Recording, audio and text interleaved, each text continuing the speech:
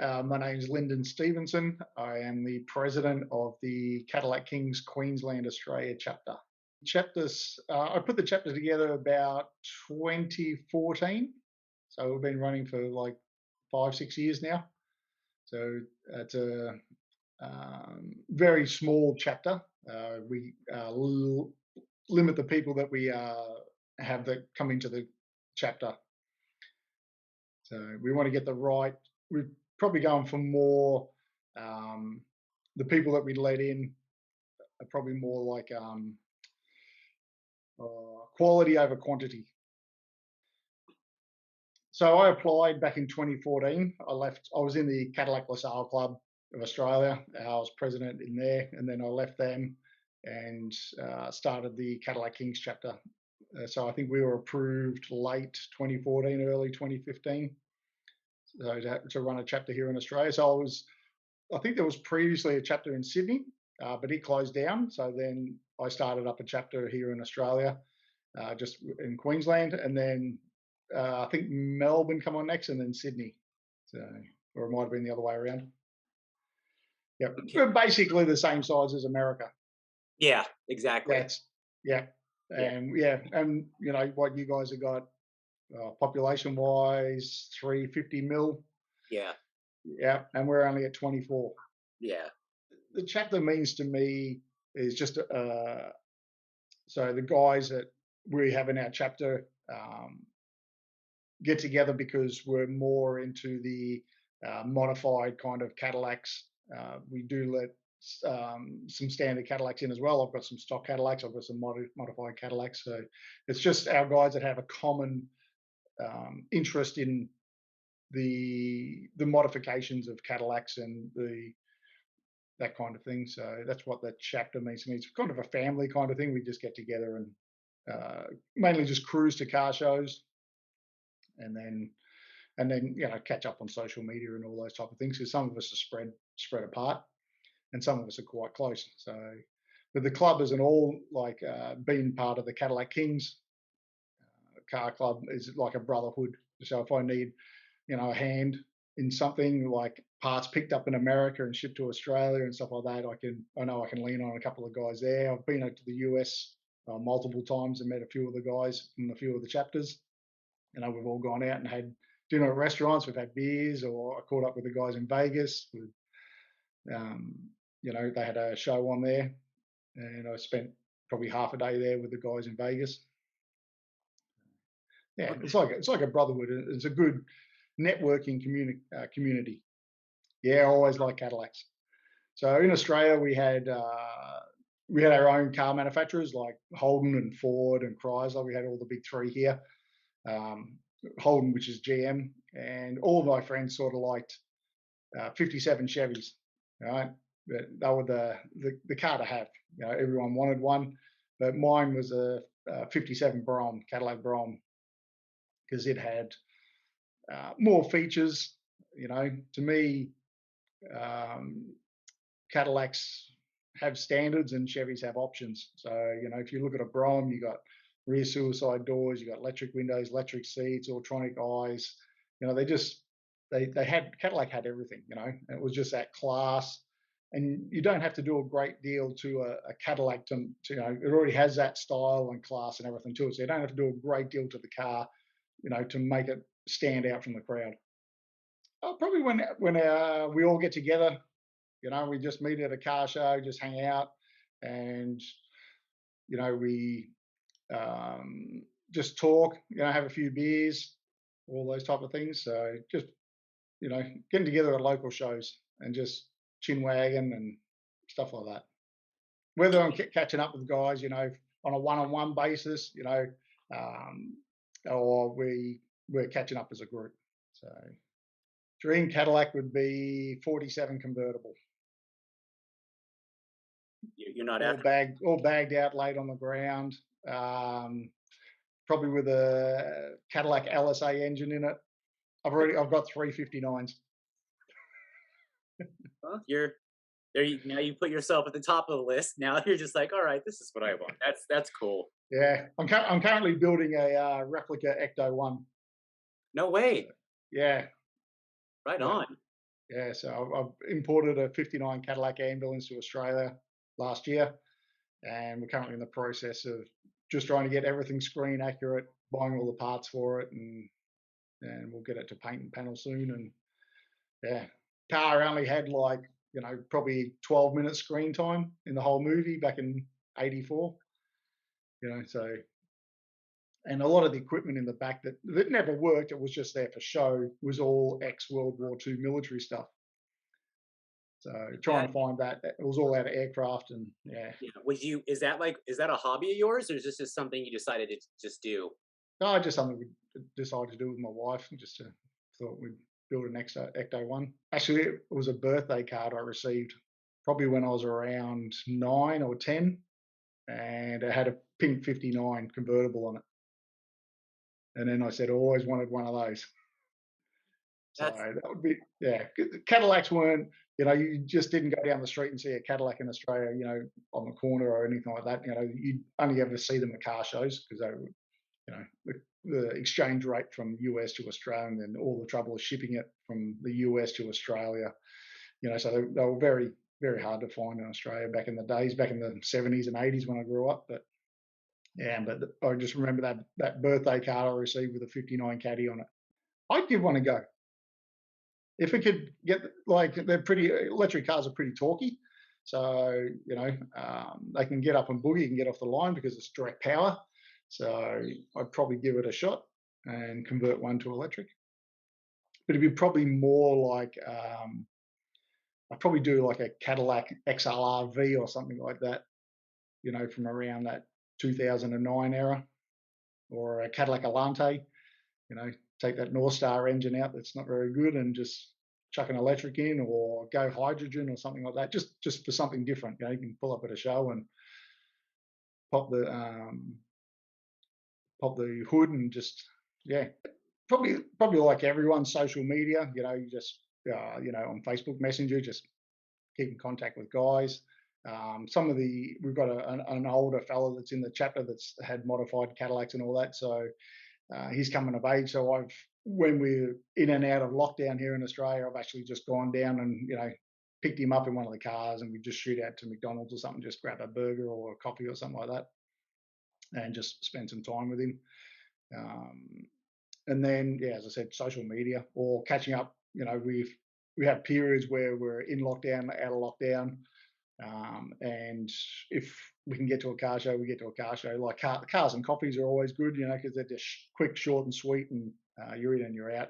Quick catch up. You're not spending the whole day there, and you can sort of get out and just go for a quick run as well. It's pretty easy going. Like I know the Sydney chapter is going through a hard time. So Sydney's about 10 hours drive from here. So I shot down to a car show in Sydney and caught up with a couple of the guys when I was down there, and a few months back. So Sydney's still in current lockdown. They can't travel interstate. They can't travel out of, about 5 miles out of there from where their house is. So, they can't really go that far.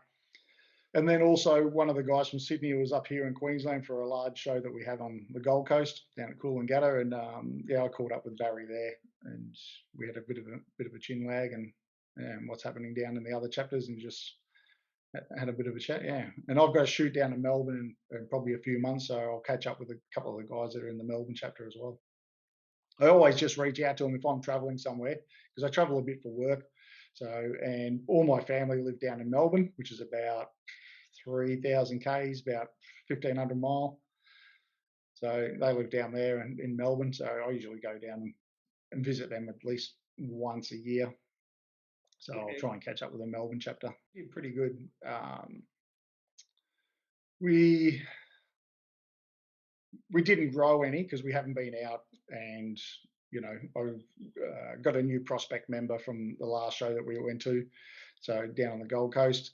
So I'll make contact with him now, and he's got a nice customized Cadillac he's building, so a 67 gold Cadillac. So yeah, as I said, we try and keep our club just a niche community sort of thing. So we don't want to get it. As I said, we're after quality rather than quantity. And because we want the club to last, we don't want it to become so big, and then we have internal fighting and all that kind of stuff that I've been in other clubs with. Because money and women ruin car clubs. I feel because there's that many different countries, and those Cadillacs are exported to so many different countries around the world. So I feel that we could grow more, but maybe depending on distance, right? But offshoot clubs in the same area, could cause a problem, future state. So whether we make them state based or country based or something like that, future state. Prospect guy that would probably open a chapter in Japan that has Cadillacs over there. Like there's a lot of caddies in Japan. They're big into that low rider scene. There's a lot of kind of 90s, that late 80s, early 90s kind of low rider Cadillacs over there. Of course, you see Cadillac Escalades and that rolling around, and CTSs and that. But there's also a lot of 50s, 60s Cadillacs. So I do have a prospect over there that would probably start a chapter, in Japan. Now, Definitely, because I usually, my wife and I go over for Moon Eyes Car Show every year in Japan for about the last 7 years. So we love Japan. It's a great place, and I'd love for all the chapters to kind of meet in Japan, because it's a great car show. It'll be good, to get over there and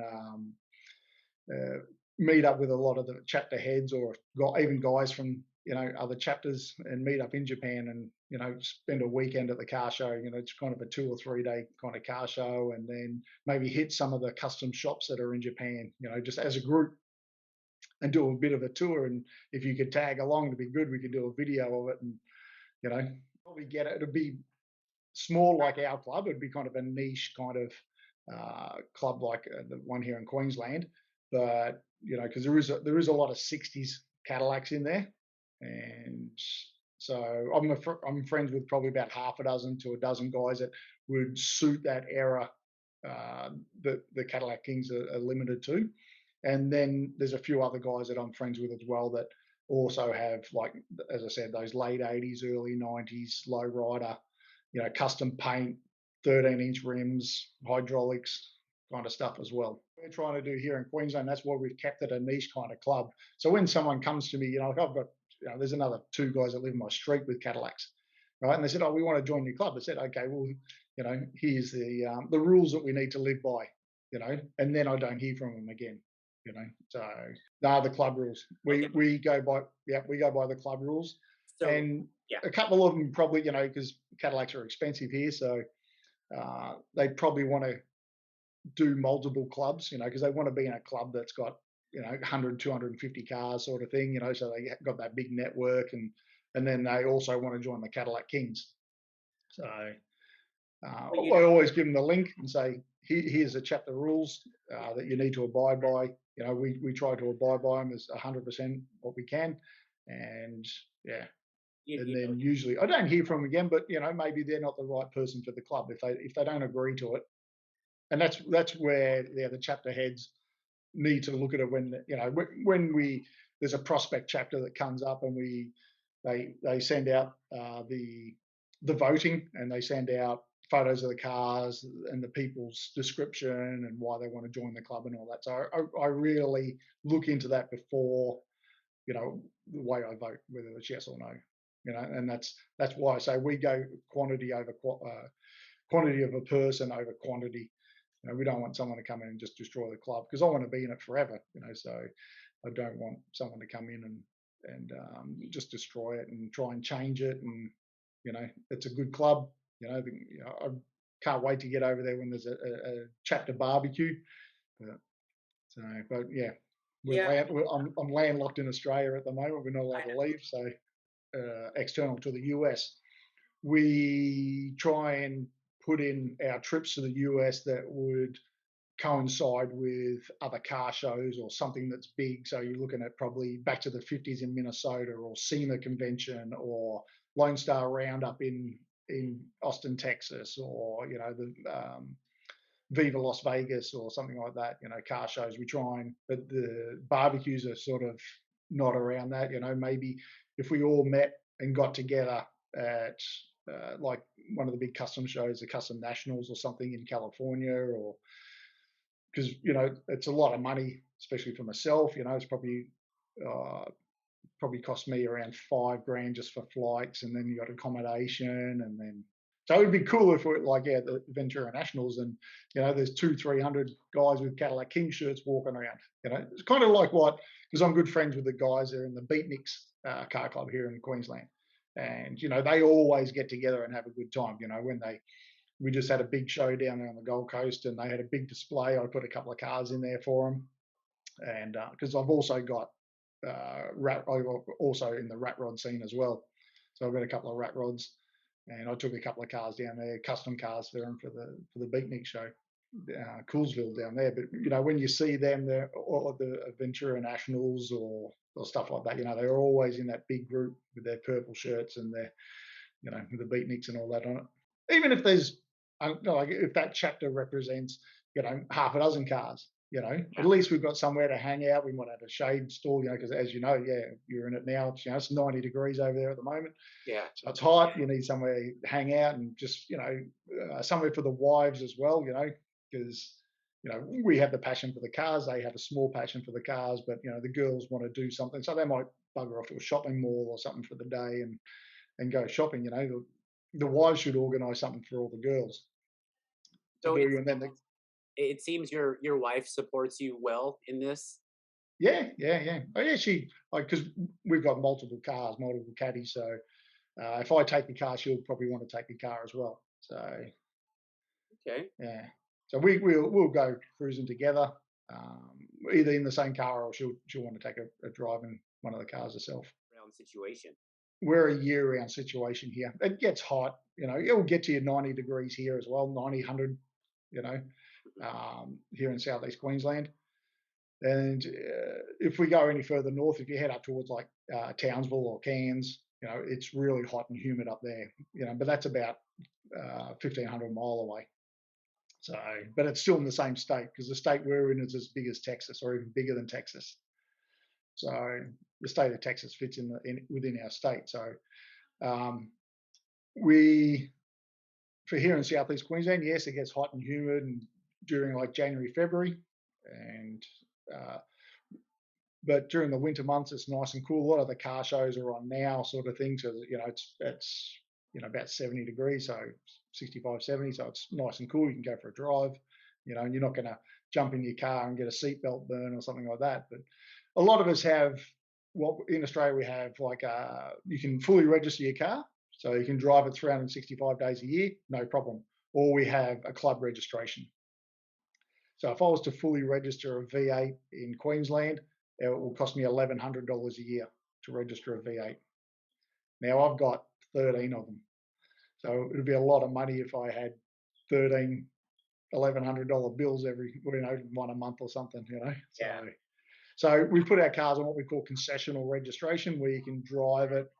So here in Queensland, it's different in every state in Australia, like it would be in America. So here we can drive our car to and from an event. Doesn't have to be your club's event, can be any club's event. So you can drive it pretty much every weekend on a Saturday and a Sunday. You can drive it around. So, or you got 15 miles, 15 k's, which is about 7 miles to test and tune. So if you've done some work to your car, you want to take it for a bit of a drive, you can shoot out for about 7 miles and take it for a spin.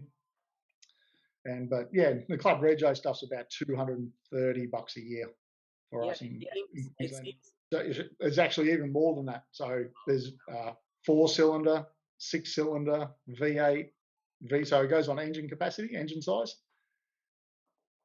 And and how? then you can also have it on full registration or club registration. But club registration, the car has to be over 30 years of age. Dollar wise, I like it the way it's set up here. So unless our government changes, so I bought a car a couple of years ago. I bought a '55 Chevy panel truck. It's all Allast, airbagged, everything like that, and I drove it from Georgia to LA over a week's period, and I stopped in Vegas and caught up with Chad and Tim and everyone there. And um, when I bought it, because I've got an Aussie mate that lives in Macon, Georgia, So I said, "Oh, can you register the car for me so I can drive it across the states?" He said, "Yeah, not a problem." So he rings me back up and he goes, "It's going to be $70 for the year." I said, "That's cheap, mate. Just register it." Yeah. you know, it's $1,100 at home here, so you Yeah. know, one word,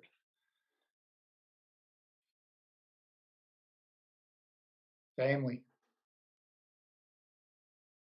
It's it's more of like I'd say family because wherever I go, everyone like is is great. You know, they take you with open arms. When I met the guys from San Diego chapter, when I was in Vegas, you know, and met the guys there, and you know, chatting all day with Tim and all that kind of stuff. You know, it's like once you meet them, you've been like brothers for a long time. So, you know, I can remember when I was in Vegas and Tim said to me, "Geez, you must pick up a lot of chicks with that accent." I said, "Well, not in Australia, I don't." In Australia, it's good because you know by the time you know we're up and getting into things like it's 10:37 here, so what it's 5:37 over there in the afternoon. It'll be what about five, six, about 8:30 or something in over New York way or something like that. So it's not too bad communication wise. If you want to chat to a couple of the guys in you know, especially California is easy because you're only that far apart time wise. You know, so but, New York, you know, if I get up early enough, you know, the guys usually the guys from Brooklyn and that would be like I usually see them online. Yeah, it works out fine. Yeah, a lot of the stuff is these days is pretty much instant. I can remember back in the days, you know, if I ordered parts from the US, let's go back 10, 15 years ago, if I was ordering parts from the US, it was a 12-week wait for me to get the parts. So if your car broke down, it was off the road for 12 weeks, unless you wanted to air freight it. And then it was, you know, the prices were extravagant, definitely. Yeah, I've worked in the gas industry for pretty much since I was 19, 20 years of age. Okay. Yeah. So the company I work for is called Praxair in the US.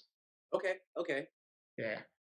So All right. we're the world's biggest chemical company. Here in Australia, it's called BOC, but Okay. in America, it's called Praxair.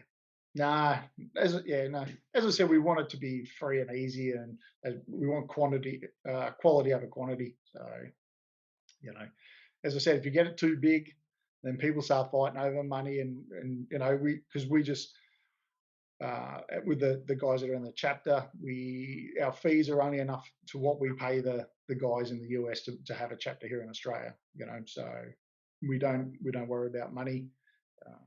If we go out somewhere or do something, have a barbecue or that, you know, we just ask people to bring a plate or something like that. You know, and everyone just has that common interest. You know, whether it be like a stock Cadillac or mainly modified Cadillacs or you know, and I know that the whole chapter thing started around that 63, 64 Cadillac kind of era, and then it's expanded from there with the Cadillac Kings.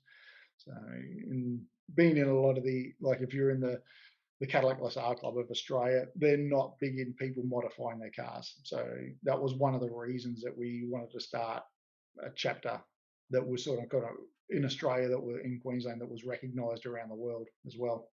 This is going somewhere, you know, and it's in the last sort of 3 to 5 years, it's kind of really expanded. Like it's taken off. We're recognised.